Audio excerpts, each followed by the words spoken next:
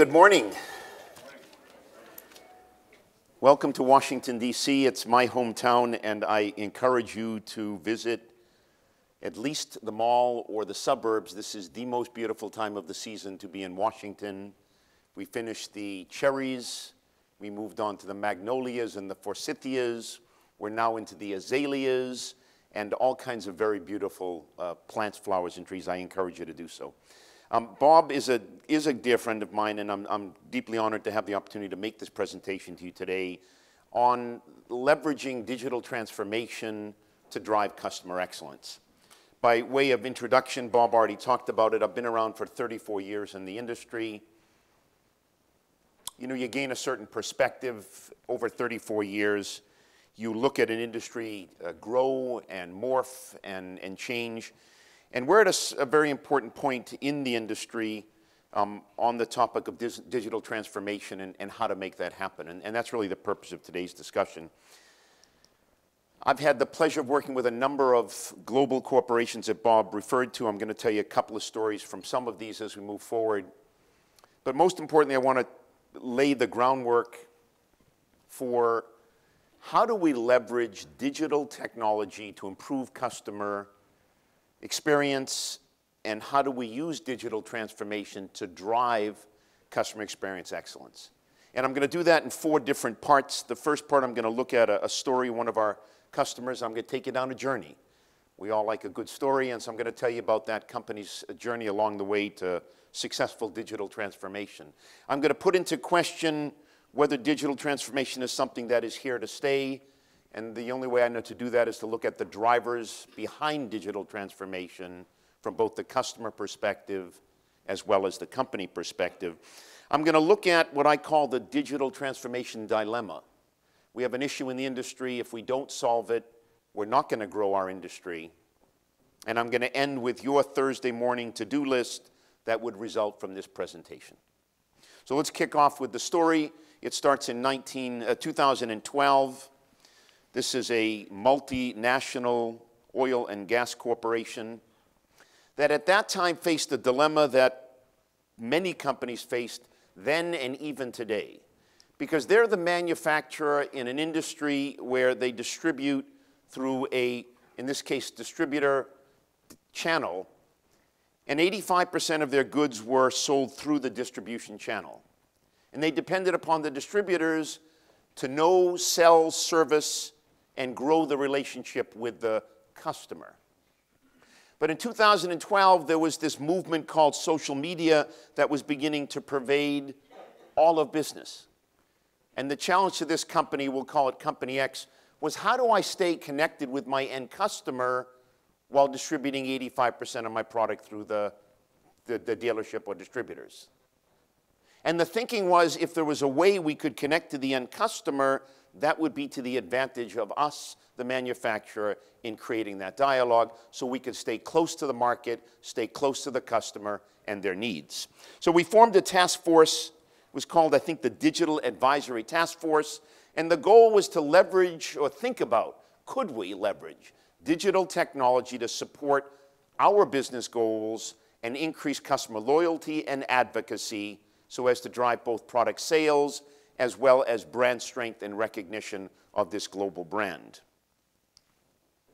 Fortunately, we had a great sponsor for this initiative. It was a Scotsman who was a big Arsenal football fan. Arsenal is in the Premier League in England. And he had a few extra dollars to try what we call test and learn pilots. And he said, Bart, can we pull together something that makes sense? He loved Arsenal because they had a very active social media club, and he felt very connected to that club, and he felt a part of the overall Arsenal spirit. And he said, can we repeat that at this particular company? So we decided as a group to put together what was a strategy that included a private social media community. Now, you could ask the question, private versus public, just a quick observation. Public social media communities, that's Facebook, that's Twitter. It's most often open to all. Your competition can join. You don't own the data. You don't write the rules to the community. but you have large visibility, large numbers, great for branding, etc. Private social media community, you invite your customers to the community. They have to sign in. You know who they are. You can share stories amongst one another. You can bring in subject matter experts or industry luminaries to join the community. But it's private. You own the data. You're allowed to monitor what goes on in the community because you've asked the customers permission to do so, and you can use insight that you gather during their social dialogue to benefit both the company as well as the customer. So they chose, and for other reasons, the private community, because in that time Facebook was not allowed in China, which was one of their important countries for oil and gas, and anyhow, there were several reasons. And the goal behind this private community was threefold. Can we leverage this company's technology and their leadership and expertise? They were leaders in the oil and gas industry, still are, and we wanted to replicate that leadership in a digital world. That was the thinking, and the customers who were used to leadership and research and development and product would feel comfortable navigating over to a company that moved into the digital realm in a leadership role. First, they were first in on the leadership role. Number two, we wanted to build these relationships and engage directly with the customers. That was very important, to have that direct link, not just through the distributors, but directly to the customers, as well as other people that belong to the distribution channel, distributors, influencers, etc. And the ultimate goal was, could we drive loyalty and advocacy, and ultimately, could we drive sales through this type of a community? And by no means was this assured when we started out. I remember the discussions very well, but we said, let's give it a go. But this is a tough company, and it's a company that's very metrics-based. And they said, if we are going to try this test and learn pilot, we need to see the other side results that are meaningful to the corporation. And so we set some very hard metrics, and they were very serious about them, and you'll see we've monitored them over the last 6 years, and they've just become a part of the community. So one of them is brand awareness.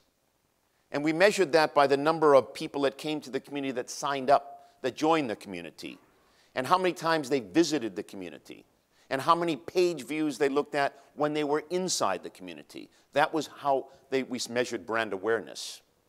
We looked at user participation as a second metric, and that was the number of people that actually engaged during forums, quizzes, discussions, videos, all kinds of things that happen inside the community to show this user participation. We looked at how often they visited the community. Did they repeat their visit? And we also looked at the Net Promoter Score. Were they happy at the end of the day as a part of the community? And last but not least, given the nature of this company, which is very bottom line driven, we had to have some type of business impact metric in there, and we chose two. One was, can we convert prospects who have now belonged to the community into customers, and then can we sell more product to customers and distributors inside the community? So we had some very big goals that we had to set, but with the executive support, dollars and metrics in place, we were finally ready to build our private B2B community. And off to the races we were. It has been built over the last 6 years in phases. The first phase I call the lounge or the bar. And lubrication engineers from around the world join the community, hang out in the community. They exchange stories, peer-to-peer exchange.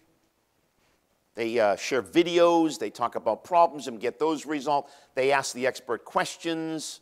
There's all kinds of things that happen. And it happens at this time in 3 languages, English and Spanish and Russian. And it's simultaneously real-time translated. So I could be sitting in Russia as a lubrication engineer. I'll put in a comment about whatever to do with lubricants, and it'll be received by somebody in Spain in Spanish. They'll respond in Spanish, and I'll receive it in America, and I'll receive it in English, and I'll respond in English, and the Russian will receive my comment in Russian. So it's a completely global, real-time environment. That was the first phase. And as you can imagine, it started slowly and it built up, and today there are literally thousands and thousands of participants, but these were the early years of our test and learn pilot. When we began to do a little bit better, and we showed management that this was not only feasible, but in fact we started to measure those metrics, particularly the business impact, they started to get fairly excited about this and started to give us more money. And that allowed us to then expand our community from beyond the lounge and the bar to what we call group conference rooms. So here we could have employees of Company X that could get together, let's just say salespeople, and discuss a tough sales problem. And they could be anywhere in the world. These customers typically are global. So we could get a team together in the room, in a private setting, in a digital world, and we could communicate and try to figure out a problem. Or we could get the distributors together and talk about a topic that might be of importance to the distributors, and they could share stories with one another inside the digital conference room. And then about a year and a half ago, we moved to the third phase, and that was what we called private digital rooms, or digital private rooms. And here we have today more than 1,000 of them, and those rooms are assigned to a particular customer. That customer and their sales executive. And so what happens is we do all of the annual planning inside the rooms. We have discussions with the customer inside the room. We bring in the CEO of this company if it's necessary, or subject matter experts, or industry influencers, but it's a private room, just like you have the rooms upstairs if you're staying in this hotel. And at the end of the meeting, you literally close the door, you take out the key, and then what happens is the customer and their sales engineer and the other salespeople will go downstairs to the bar and you'll have a drink with everybody else. So in effect, what we've built is a digital hotel. And I always was impressed with the Hyatt Regency, the Hyatt in Embarcadero in San Francisco, and that's my concept for this community. We've got the upstairs rooms, there's over 1,000 of them, private digital rooms. We use them when we need to. We write the annual plans, all the forms are in the room. We talk, shop. But then when we're through, we get down to the bar and we chat with our buddies. We take quizzes. We share stories. And we just enjoy life. And that's the community today. And it's been a rather vibrant community. But let's look at how are we doing against some of those metrics that I talked about earlier on. So I'm sharing with you now some right up to date. They were done in April, in fact, just this very month. We because of the importance that the company places on user participation, we survey the entire community twice a year. So this is the most recent statistic came out this month. So let's look at some of the usage participation, user participation, so frequency of visiting the club. As you can see, both distributors and customers, more than 85% of the members, and there's literally thousands and thousands, visit. 85% of them visit on a monthly basis, greater than 85. And more than 55% of the distributors and 60% of the customers visit weekly. So we know that there's something in there that they like, something they want to come to and just discover and explore together. On the brand awareness side, we ask a couple of different questions on the survey. Do you get what you need from the community? And on both distributor and customer, more than 95% said, yep, it's spot on, I like what I see. Have you invited customers to join the club? Another way to figure out whether there's this loyalty to the brand and awareness. We asked the distributors to invite their friends, and more than 50% of the members have actually brought customers into the club, which is a nice indication of how it's going. And do you recommend the products to other people from the customer side to your fellow colleagues? And more than 60% of them do that as well. When it comes to business impact, we ask a couple of questions. Have you, Mr. and Mrs. Distributor, sold more product as a result of belonging to the community? And the last survey showed an astounding 70% of them responded yes. We ask a similar question to the customer, have you bought more product?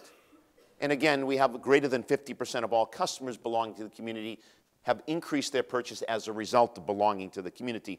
I have to tell you, we go further. It's not the purpose of this discussion, but the community now is self-funding. So they've bought so much more or sold so much more that it pays for the community. So we have a self-funding vehicle. And the last thing we ask, which is very important, is the Net Promoter Score. And I'm sure you're all familiar with it. And we received an absolutely astounding figure. It's greater than 75%. You know, the best Net Promoter Score in history is 80, and that was done by USAA. We're right close to USAA, and we're just thrilled to death because we know there's something about this community that has lit kind of a vibrant feeling within the customer and distributor base, we have accomplished our desire to not only work with distributors, but get to the end customer. And so we're really beginning to accomplish many of our goals. But the story doesn't end here. No initiative moves forward unless you have additional and new ideas. So let me give you a couple of things that we're looking for in the future. So the first thing we're doing, and we're doing quite a bit already, is integrating the community with other digital properties. There's direct feed from it to the CRM system. So for example, as we monitor what's being said in the community and we pick up something of importance, that gets digitally sent down into the customer profile, housed within the CRM. It creates a lead for the salespeople, and then they go visit the customer. I told you that we have permission to use what a customer says in the community to help us do research and development and to provide better customer experience. So the salesman might say, I saw you on the community last night, you raised this topic, I thought it might be of interest, we could follow it up. And so it's a very nice way to link the community with CRM. We've linked the community with the website. So we have a direct and soon it'll be a seamless integration between the community and the website. And how does that work? Somebody comes onto the website. Not a very exciting place to be on a website, but they get a little prompt that says, would you like to talk with your colleagues? Would you like to learn more about a particular product or service? And they say yes, and they immediately are part of the community after they've signed in. Or I can be on the community, and I'm interested in a particular product, and I want to distribute it. It'll say, would you like to know your nearest distributor? I'll click on that, and it'll take me back to the website where I have my distributor listing. We're also beginning to integrate the community with other Facebook and LinkedIn efforts from this company. We're looking at it as the sole source of information for a lubrication engineer, the salt lick of the industry, and it's really becoming very exciting for all of us that have been a part of the story for a long time. Second thing we're doing, and I think it's important, we are optimizing lead nurturing via the community. So let's think about this. Typically, companies will ask customers to come to the website to learn about products or services. They may ask them to fill out a digital form with their name, and that might eventually go to a marketing department or a sales department for follow-up. And while there's a benefit to that, what we feel and what we've found is there is no better place in the entire corporation than this community to drive lead nurturing, and here's why. If you take a prospect and bring them into the community, and you prompt them, as Amazon might do as you're buying something and you notice, they prompt you to buy other things, and you prompt them to go to various places in the community that we know are the customer journeys of our best distributors, are the customer journeys of our best customers. And you prompt them to what is called digital triggering. So you say, you might say, welcome back to the community. People in their first 3 months like to typically visit these 3 areas. And they might visit them. And what are we doing? We're looking at the customer journey, again, of our best distributors and customers, and we're basically encouraging prospects to follow that journey. And it's working. It's working brilliantly because we can actually monitor not only what are they doing in the community through our digital triggers, but every time they touch part of the community, we can also then begin to see how is that impacting them and have they converted from prospect to customer. It's now become the #1 place for lead nurturing in the company. And I have to tell you, from an initial skeptical executive team to where we are today, it's been a tremendous ride. And the last one we're talking about is expanding content. Communities have to be vibrant. They have to have all kinds of interesting information, so we're looking at more training modules. We do videos from trade shows, so if customers can't attend the trade show, they can see the trade show through the community. We run live feeds and all kinds of things. So this is kind of where we are today. So I sit back sometimes and I ask, well, how did this happen and why did they get it right, or what did they do to get it right? So let me share with you my short list, and you can think about whether it makes sense for you. First of all, they had a digital transformation game plan. The community was a piece of a bigger digital, well, it was actually a game plan. And it was at the core of it. There are many other pieces that are now filling in over the years, but it was at the core of this digital transformation game plan. We had strong executive buy-in. This gentleman, Ian, was willing to take a risk. And in this corporation that's extremely conservative, the oil and gas industry is extremely conservative, that was a big jump to let customers talk to each other. What if they say something bad about this global oil and gas company? We used an agile implementation approach. So the community, as you see, is built over multiple years, 6 years now, in bite-sized chunks. You know, you don't eat an elephant all at once, you eat it in bite-sized chunks, and that's just what we've done. And we're very careful that we test and learn along the way. We've made many mistakes, but we've continues to move forward. Strong content and effective monitoring. Quite frankly, we didn't know what customers really wanted. We thought we did, but it ends up we didn't. And the way you work with a customer experience and the whole idea of leveraging digital technology to improve the customer experience is you let the customer talk to you, give feedback, and you adjust accordingly. And the community has really made tremendous transformation in terms of listening to the customer and delivering the content that they tell us they want to see through the surveys and discussion forums, et cetera. We also have effective monitoring. It's monitored 24/7 to make sure there's no antitrust violations, and it also allows us to capture those ideas that a customer might have about a sales opportunity. We can then pass it down to our sales rep, again, for follow-up. But I think the one that is most important is what I'd like to refer to as the customer-centric focus. The fact that we do go out and survey twice a year. The fact that we have very effectively looked at best distributor, best customer, digital customer journeys. The fact that we have deep insight coming from the customers and the distributors as to what is important to them so that we can adjust the community accordingly. So what can we learn from this company X? We could say we've learned how one company has successfully leveraged digital technology to drive customer experience excellence. And that would be a fair statement. This is a success story in the industry. But I'd like to go a little bit further. And I'd like to suggest that we have learned how a company created a new business model, changed the culture of a rather conservative company by leveraging digital technologies to improve the customer experience and, more importantly, to create new ways for their customers to engage with their business however their customers like and whenever they want. And for me, that's the definition, ladies and gentlemen, of a good digital transformation. But as I alluded to in my opening discussions, the question is, can digital transformation sustain itself? Is there sufficient drivers behind digital transformation that'll carry us forward in the industry? And I actually believe there are, but let me share them with you and you make your own decision. On the customer side, 24/7 availability. This is something that we know that customers love. They have access not just to this community, but to the contact center, to the online portal, to whatever your particular situation might be. The speed of being able to engage with digital applications and then completing tasks that were mundane in the past. Think of the banking industry, our ability to open an account and request a loan and secure a loan, all done online, 24/7. Customers love this. This is the digital customer. The whole self-service aspect, the ability for customer to come online and have access to online resources, subject matter experts. They love the peer-to-peer exchange. What one person says to another person, they begin to share stories.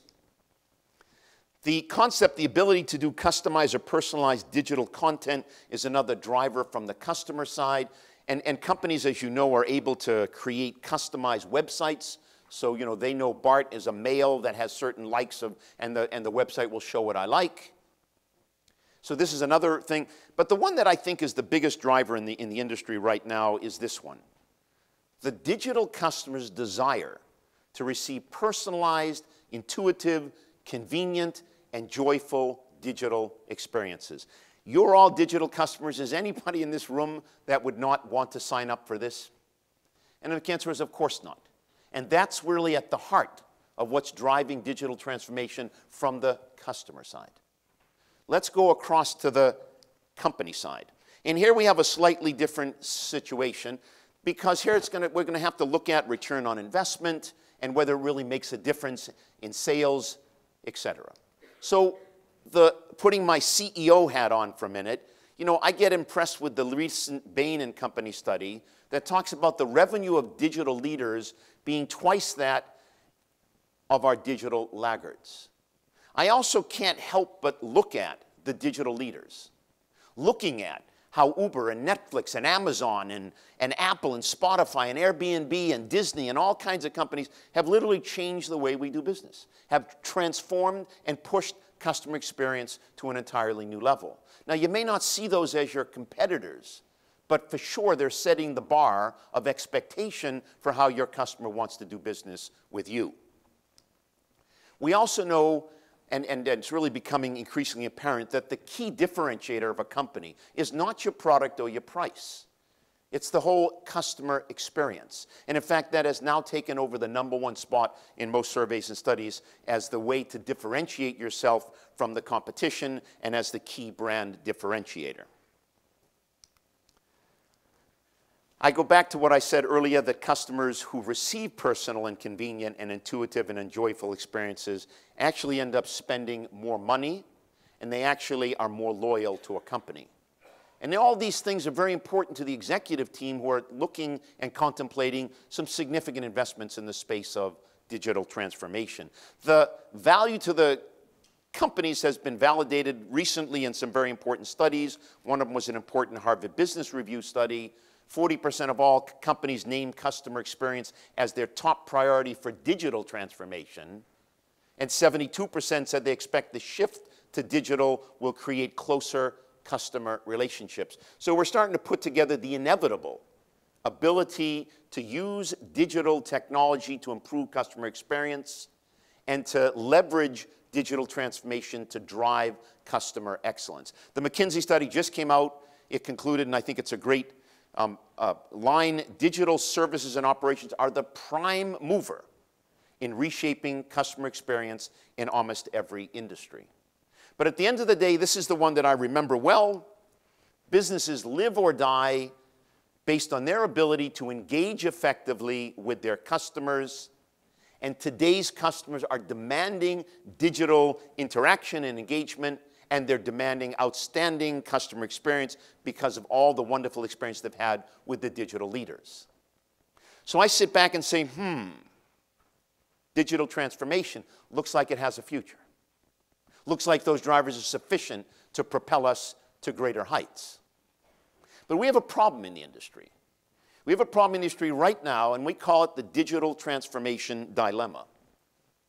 I'm sure there's nothing new about this, but if we as an industry don't address and resolve this dilemma, we're not going to move forward in digital transformation. We know, for example, that 89% of executives are feeling that digitization will disrupt their business this very year.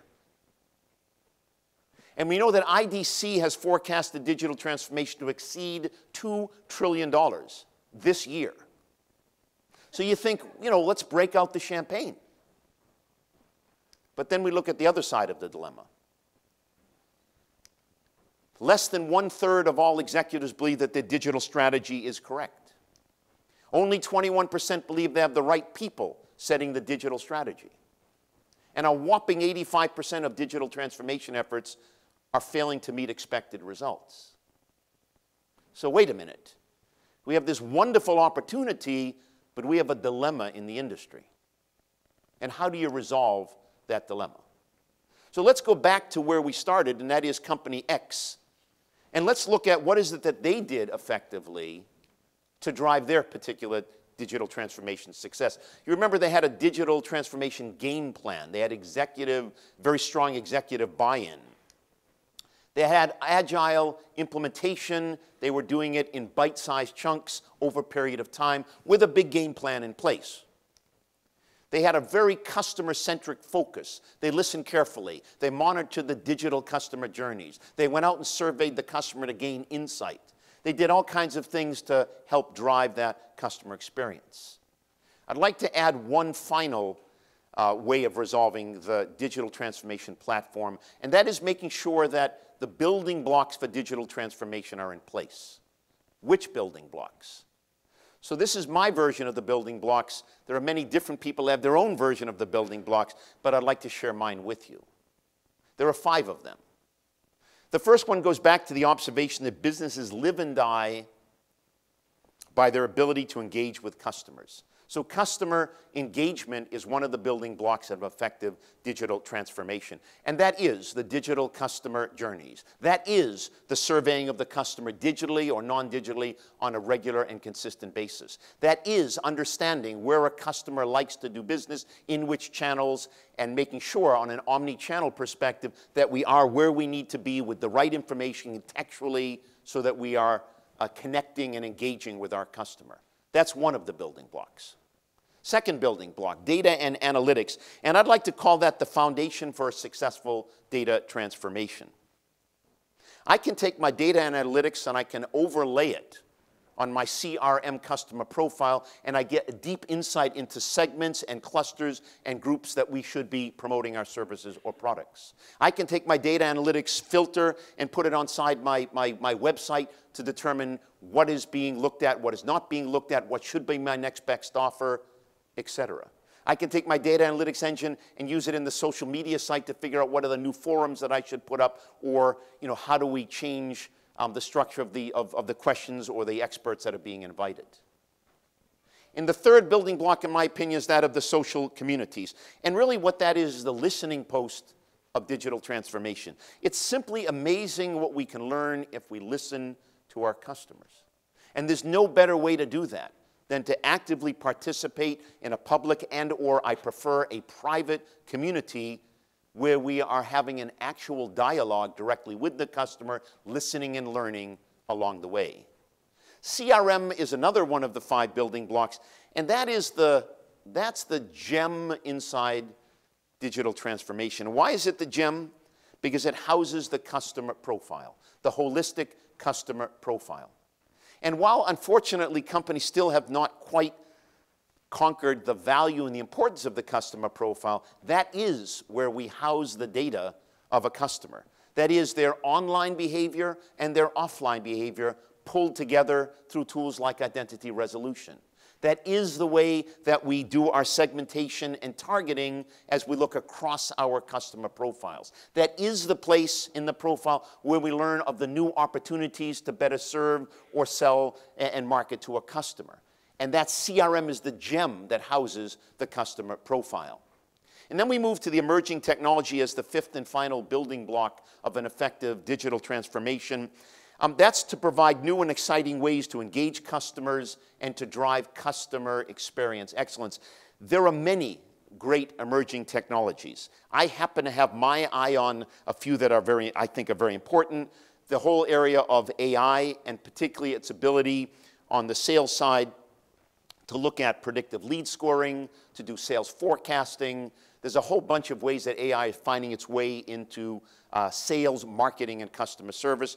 I have my eye on identity resolution. Just out of a show of hands, please, I would like to know how many of you are either familiar with the concept of identity resolution or have it employed in your companies. Could you just raise your hands? This is great. I'm glad to see this. We have 10 or so hands. So this is the ability to look at not BART as an offline individual that makes purchases and I have my transactional history, but to look at BART as his offline behavior and BART's online behavior, and without breaking data privacy rules, as I move around the web, I'm leaving cookies and digital IDs, and when I authenticate on the web by buying something or giving my email or whatever, I can then, like a domino, go backwards and look at what is BART's digital behavior. I can link that to my offline behavior, and I have a much better picture as who is BART. Now, I can't directly deal with BART online from that, but I can cluster BART in groups of 25 and market effectively to BART. So that's another technology, identity resolution, that I have my eye on. I have my eye on augmented reality. I really love augmented reality. I'm very big in Rotary. And in Rotary, we do a lot of polio eradication efforts around the world. And we use augmented reality as a vehicle to bring fellow Rotarians, 1.2 million of us around the world, through a set of goggles and understand what it means to put those 2 drops in the mouths of the children. And the same thing carries forward to businesses. The ability to take your customer to the vineyards so they can see how you make your wine, or to bring them into the factory floor to show them how you make your particular molded product. And so I'm very keen on this augmented reality as a technology. I've got a couple more that I think are important. Personalized interactive video. I think that this is very exciting. And contact centers are really exploiting this, and I encourage it, where a customer can come in and look at a particular issue based on the customer profile and knowledge of that customer. We can personalize the video and interactive so they can get what they want and move along down the path of the interactive video. So there's many, many exciting technologies that are a form a part of it as well. Let me close. We started today's discussion with a journey of Customer X moving its digital transformation forward to drive customer experience excellence. I'd like to return to the customer journey, but this time it's your customer journey. And I'd like to ask the question, or encourage you at least, to look at what you might do on Thursday that's different from when you came to this conference. And here's my short recommendation to-do list. Number one, I would encourage you to research alternate digital transformation methodologies. There are many of them. Several of the leaders in this conference have written some of them. So I'd encourage you to really do your research. And the question I want you to focus on is, do they include the 5 core building blocks? Number two, I'd like you to examine your data capturing and customer insight effort. Can you truly leverage data and customer insight to personalize offers? Number three, I'd like you to review your customer profiles. Are they truly holistic? And can you take that profile and use it and leverage it to deliver customer experience excellence? I want to drive this point home. Customer profiles. They contain sales information, marketing information, customer service information. They have back office information, whether it's from the ERP, from your point of sale, from your loyalty program. They contain third-party data from sources that are specific to your industry. All that gets pulled together with the help of identity resolution technology for online-offline integration into the profile. The profile is what you then leverage to drive your digital transformation efforts and drive that customer experience excellence. If you don't have a rock-solid, holistic customer profile, you can't get to where company X wanted to go and went, and you can't get through to a successful digital transformation. I'd like you to look at your omni-channel strategy. How comfortable are you in understanding where your customers are conducting business? And are you present in those channels? We all know in the industry that more than 80% of a customer's buying decision is made well before they ever contact the company. That 80% happens in a series of research and discoveries that the customer does. Out of sight, out of mind. You have to be there with contextually relevant information at each step of their omni-channel journey. And last but not least, I'd like to challenge you to create a plan to stay on top of emerging technologies. There's no magic bullet here. It's very hard. There's many, many great technologies on the floor. I'd encourage you to visit the floor. Some are going to be here forever. Some of them are going to die on the vine. And it's just a judgment call, but you should have a plan to stay on top of the technology, because indeed, leveraging digital technology to improve customer experiences and using digital transformation to drive customer experience excellence is here today, and it's our job as an industry to make that happen in the future. So if you'd like to continue this conversation, I'm in the booth at 4:05, or alternatively, contact me. Bob, I think I'm right on time. Thank you very much for the opportunity to share this with you.